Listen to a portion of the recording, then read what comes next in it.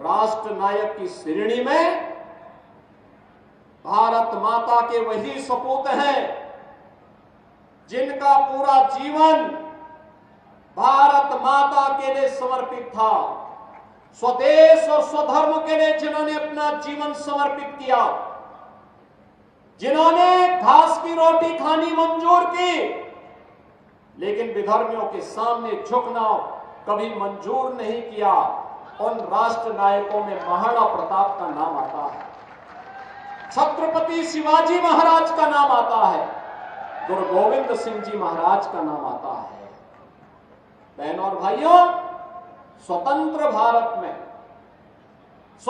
भारत में इन राष्ट्र नायकों का आदर्श हम सबकी एक प्रेरणा है और वही प्रेरणा के बल पर हम लोग कुछ कर पाते हैं।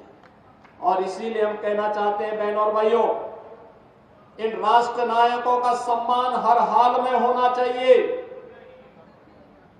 जो लोग इन राष्ट्र नायकों को सम्मान नहीं दे सकते वे किसी मानसिक विकृति के शिकार हैं और उनके उपचार की आवश्यकता है,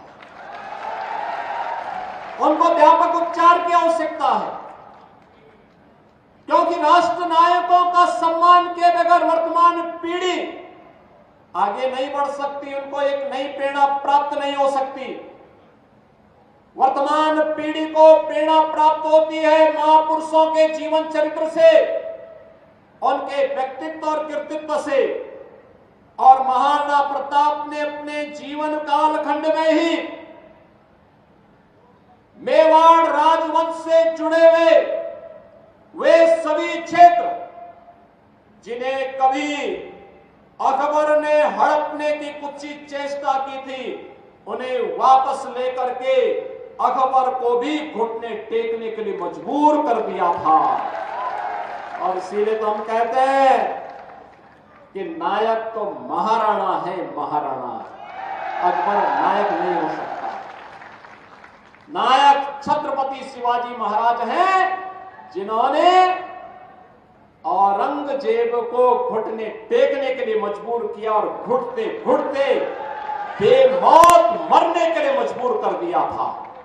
इसलिए नायक छत्रपति शिवाजी महाराज हैं, औरंगजेब नहीं हो सकता है।